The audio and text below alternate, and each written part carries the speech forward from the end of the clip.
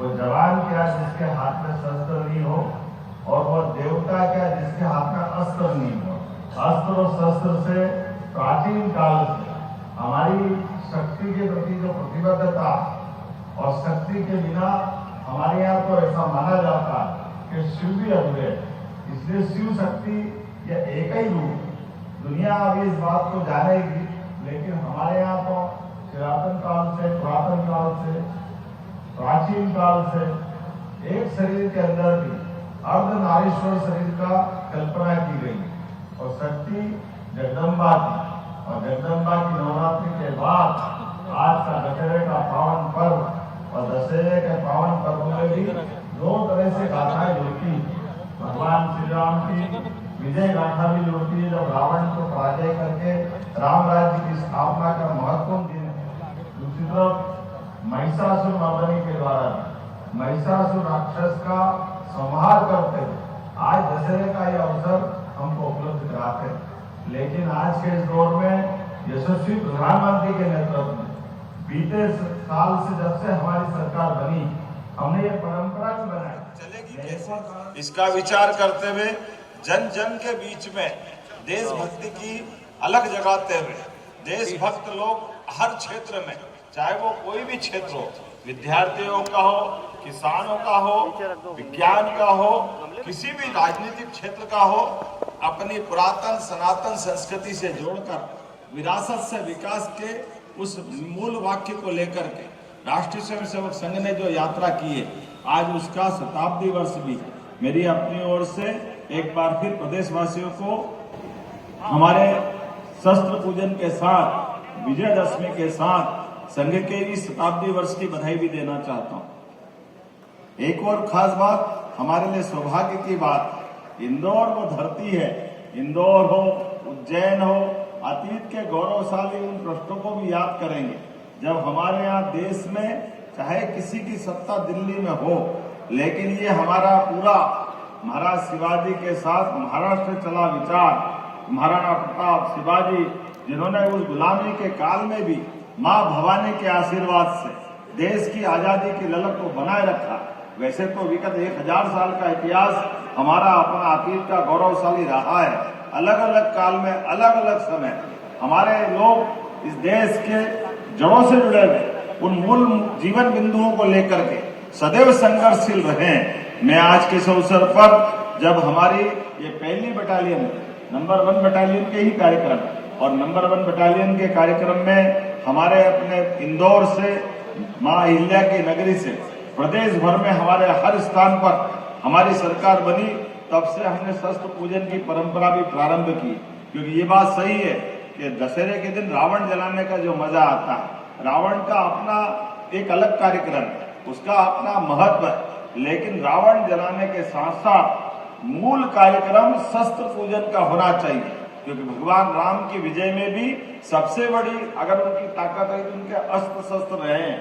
तो हम तो अपने अतीत के उस गौरवशाली पृष्ठ को जीवंत करते हुए हमारी सरकार ने हर एक त्योहार, जिस त्योहार से हमको परंपरा से भी सीखने को मिलता है और भविष्य के पाठ सीखने का मौका भी मिलता है, इसलिए शस्त्र पूजन के पूरे प्रदेश में कार्यक्रम चल रहे हैं। मैं अगर इंदौर आया हूँ तो हमारे कई मंत्रियों ने अलग अलग जगह पर, मंत्री, सांसद, विधायक, हर स्थान पर शस्त्रागार में हमारे अपने इस पूजा के माध्यम से माँ अम्बे से कामना करते हुए कि शस्त्र भी हाथ में रहे और अनुशासन के दायरे में रह करके हम देश के दुश्मनों से, प्रदेश की दुष्ट विरासत शक्तियों से सदैव विजय प्राप्त करते रहे।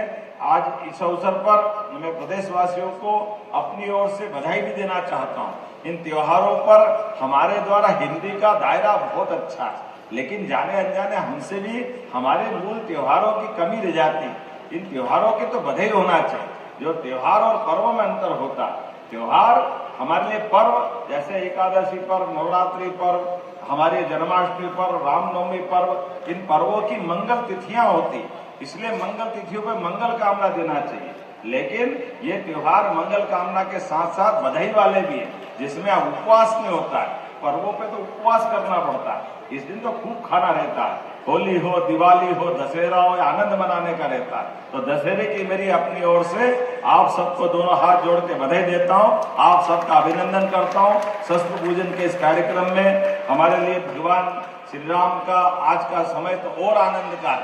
जब अयोध्या में हम 550 साल के संघर्ष के बाद भगवान राम मुस्कुरा रहे हैं, तो उम्मीद कर रहे हैं कि भगवान राम ने देश में राम राज्य आया और ऑपरेशन सिंदूर के माध्यम से हमारे सशस्त्र बलों ने, सेना ने, यशस्वी प्रधानमंत्री के नेतृत्व में जिस प्रकार से देश और दुनिया के सामने भारत की ताकत का प्रकटीकरण करा, जोरदार अभिनंदन करें यशस्वी प्रधानमंत्री के लिए और हमारी सेना और सशस्त्र बलों के लिए, जिन्होंने बहुत कम समय में हमारे एक ऐसे पड़ोसी देश जो जब देखो तब मानता नहीं, लेकिन हमारी सेना हमारे देश की आम जनता के साथ सदैव खड़ी है। उनके सुख दुख में, उनकी कठिनाई में, ऐसे समय में उनके किसी भी आक्रमण का जवाब देने में हमारी सेना सक्षम है। तो असत्य पर सत्य की विजय के इस महापर्व की मेरी अपनी ओर से बधाई।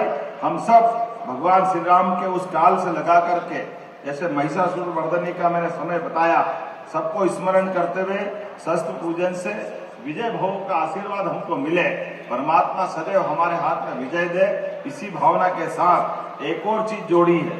यहाँ चैट जीपीटी के माध्यम, कौन सा दिया आपने?